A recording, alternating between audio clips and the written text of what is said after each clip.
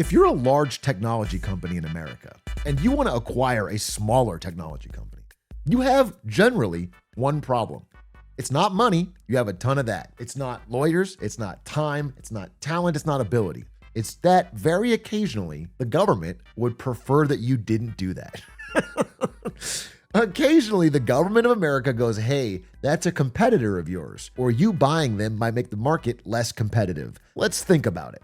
And they slow things down and they take some time to review it. And occasionally, they might even tell you no, if you can believe it. That's a problem. For a long time in Silicon Valley, the system kind of worked like this. Step one, as a startup, you would start a company, you would raise VC money, venture capital. They would invest in your company, believing, hey, you've got the future. You've got the next Facebook or something. You would grow it. You would get some users or you'd get some revenue. You'd have an exciting product. And then step three for the longest time has been, and then you sell the company to Meta or Google or Amazon or whoever. And then step four is you buy a house in Atherton and you chill. This is the process. This is what you would do. And recently, you might say during the term of Lena Khan, but even under Trump, actually, this happened during the first Trump administration. It continued under Lena Khan and it's continued to now. This step has become more difficult because the government has started to use a law called the Hart-Scott-Rodino Act from the 70s. This has always existed. Basically, if you want to buy a company, merge them into you, you have to send a pre-merger notification to the government saying, hey, we're going to take over this company. This is why it's not a problem for the industry. This is why this is not anti-competitive. This is why it makes sense. You send the letter in, the government takes some time to review it. They decide whether or not they want to challenge it, and then they give you the stamp. Now, for the longest time, this was a pure rubber stamp, but in recent years, it's been more of a process. Companies hate this. They hate having to wait. They want to acquire their competitor and they don't want to be told no. And they don't even want to have to wait before they're told no. They want to do it now. So in recent months, there's been like this really insane financial innovation that I kind of want to break down to you. Do you understand the concept of the ship of Theseus? The idea that, hey, if I have a boat that's all, I have this beautiful boat. If I change the sails in the boat, is it still the same boat? Is it still the ship of Theseus? If I change the deck, if I change the mast, eventually, if I've changed every single part out, at what point did it not become the same boat? Companies looked at the ship of Theseus and said, wait a minute, that's a great idea. If I want to buy a boat and I am forbidden by the government from buying that boat, what if I just bought the sails? And then I bought the deck, and then I bought the engine, and then what if I bought every aspect of the boat, except for the ones maybe I don't need? And at the end of the day, I've acquired it in all but name. That's the interesting concept. And it doesn't have a name yet. This is so new that nobody's even figured out a name for it. But that doesn't stop the few names from popping up. So the first one I saw was reverse acquihire from The Verge here, after Amazon hired the founders and top engineering talent of this AI robotics startup and then paid them a large non-exclusive licensing fee equivalent to the cost of acquiring the company, but without having to trigger the Hart-Scott-Rodino review by Antitrust. So it's like a way to just get around it, get the parts that you need, and move on. The best name I've seen for it is from this blog by a guy named Kevin Kwok, where he called it the halo effect, aka hire and license out, because that is the way these deals work. And you're seeing it again and again and again. Google wants to acquire Windsurf. They don't want to deal with antitrust. So they hire the top execs and the engineers, and then they pay it $2.4 billion. That's the valuation of the company. You know what I'm saying? Just a little side tangent. If I'm not allowed to buy your boat and your boat is $5,000 and instead I buy all the individual pieces of your boat that I want and then I pay you a $5,000 bonus, everyone around knows what happens. All right. I have the boat rebuilt with the parts that I want and you've gotten the value of the boat. That's the licensing fee, the non-exclusive licensing fee, but it avoids triggering this. So anyway, Google does it for Windsurf. Amazon does it for covariance. Meta, famous, we talked about this before. Meta did it for Scale AI. Now, Scale AI was a company that had big clients. Scale AI was a AI data training company. Now, my understanding is what they did mostly was pay people minimum wage to label pictures of dogs, but they had revenue. OpenAI was paying them, Meta was paying them, all these big companies were paying them for their data. And then Meta wants to acquire them. but knows that'll get blocked by the government. So they pay this large non-exclusive licensing fee. They hire all the top talent and engineers. And, Scale puts out a blog saying, we are still an independent company. We're not integrating with Meta. What this investment means is that we'll still be fine. But all their clients leave because everyone else knows this is now Meta's company. Meta's clearly acquired all the talent and leadership and the core of the company. Nobody's actually going to use them anymore. And then additionally, immediately afterwards, they're doing layoffs. The zombie company that's left over without all the top talent and the engineers and the senior management that's all moved to Meta, it's not real anymore. Everyone knows what's happened. This has been an acquisition. And so the leftover company that exists just to pretend starts cutting staff. It doesn't have clients. They may insist they're not a zombie company, even though life is rocky. But if they've lost all their clients, they've lost all their engineers, and they've lost their top talent, like, what is it? It's not a real thing anymore. And everyone around can see what's going on. Recently, the reason I bring this up is because, right here in this Christmas season, wonderful Christmas season, I'm reading about how there was a startup, AI startup called Groq. Not the one you're thinking of. Not the one that tells you how based Elon Musk is for every question. Groq with a Q. This is a startup that makes LPUs, language processing units. Essentially, these are a type of chip that is optimized for LLMs, like ChatGPT. And they are essentially 25 times faster than regular GPUs like the ones you would buy from Nvidia. Obviously, this is a threat to Nvidia, and very unlikely would the government allow Nvidia to buy a competitor like this that's growing up, that's fast coming up and could be used to undermine their price dominance of AI chips. So what happens? Well, this December, Groq and Nvidia enter a non-exclusive licensing agreement. As part of this agreement, just so happens, the founder, the president, and other members of the Groq team will join Nvidia.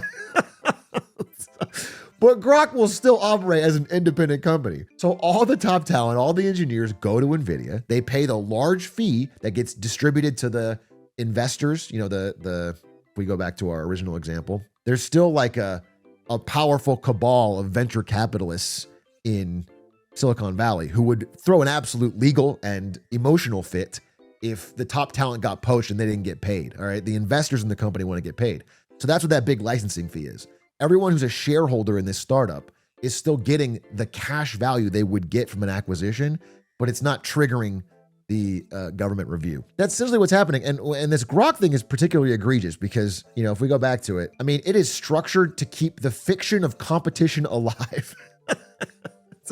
But it's so clearly now an Nvidia company. The core and the soul of this LPU producing company will now be completely owned by Nvidia, who will then use it to maintain their advantage in AI chips. But this never triggered government review. Now, people will say, if you try to break this down for them, some people will say this is all Lena. I'm not kidding, by the way. They will say this is all Lena Khan's fault. Still, she just have no power right now, outside of, I guess, helping Zoran in New York. I don't think that's relevant here. And people are still blaming her as if the fact that she tried to enforce, just for once, not rubber stamp, enforce antitrust laws over a year ago is the reason now today that companies are still skirting every possible government review for their mergers. I think it's insane. I think it's an insane take, but they will say that this all could have been avoided if the government just kept rubber stamping, and that way people would just do full acquisitions. And I do want to say, there is a small group of people, you're not going to shed any tears for them, but they lose out the most from this. Even if you don't care about the monopoly aspect of it, a lot of people join these who are core engineers. They join these startups and take pay cuts because they hope this company might take off one day. It's like a risk reward thing. If you join the marketing department at Groq, you're taking a pay cut over working at, let's say, a big tech company. But the idea is, hey, this is a fast growing, cool company. I'm going to help in whatever way I can, whatever my skills or expertise are. And if this company takes off and gets acquired, I'll get a nice little bonus. I'll get a paycheck. My startup equity will be worth something. But the way these acquihires work is they sort of just pick and choose the parts they want, and they pick and choose who gets paid. The way this licensing fee is distributed is very opaque. So if you're like a massive venture capital investor in Groq, you'll probably get a big chunk of that licensing fee, the fake, buyout money. But if you're the guy who, worked there for a pay cut and got some Groq stock, that's worthless. They're not buying it. They're not buying the company. You have nothing of value. And so when the company's left as a zombified husk with none of the top talent, none of the engineers, and none of the management, and you're still working there, you're almost certainly going to get laid off. Now, again, this is mostly by and large, pretty well-off Silicon Valley people who are taking a risk. I'm not feeling the worst for them, but it's a little, it feels bad. And it kind of undermines, the longer this trend, this is like the last 2 years, this idea is going on. The longer this trend goes on, Silicon Valley is kind of going to eat itself with this because people will not take the risk of leaving a big tech job or anything stable to go work at a startup if they know for a fact that unless they are part of the core engineering or management team, they are very likely to get cut out when it's time for the halo. But the bigger problem is this. The government can count this as a merger. I've looked into the law. All of what's happening falls very cleanly under the expansion of what you could do for the Hartman-Scott-Rodino Act. The reason they don't do it is for the same reason that whenever you call debt buy now, pay later, you can just seem to ignore certain laws. Or when you call an Uber instead of a taxi, you could ignore certain laws. Tech and finance have often found ways to just relabel things they want to do as something else, and then they skirt the laws they don't want to care about. And right now, we have an antitrust department that is absolutely out to sea. They're just not checking in. They don't care. So what this does, by avoiding the trigger of them having to even file the fact that they're going to merge, nothing happens. Nobody's following up. Nobody's checking in.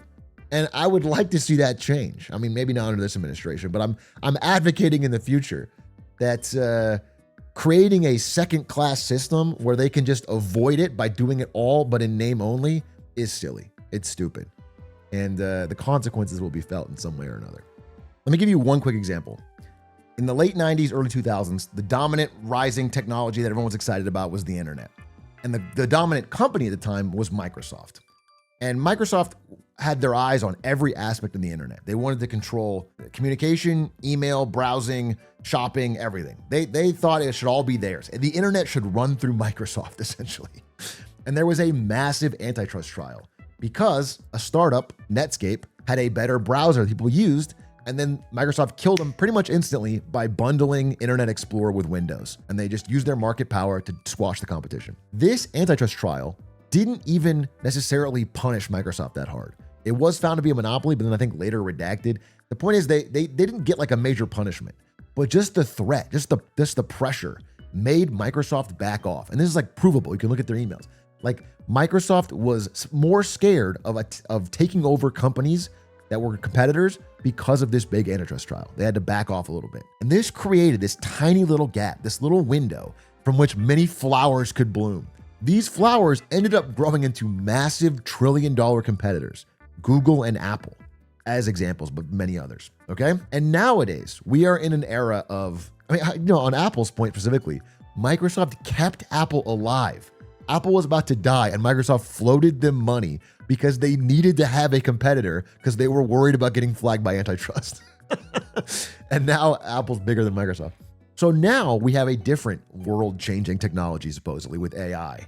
But unlike that last time around, the big titans, the equivalent of Microsoft back then, that are like Google, Apple, Microsoft, Amazon now, there is no antitrust trial to put pressure on them. And so they are swallowing up every possible competitor the second it springs up. So instead of the internet era where we get a bunch of new explosion of technology companies who in their early days were pretty good. The early days of Google were pretty awesome. Now it's like we've frozen these 7 companies or 10 companies, whatever, in amber, and they're going to be the dominant tech companies forever because there's no possible way to stop them from just using techniques like these to kill their competitors and put them in the fold. I think that's a problem.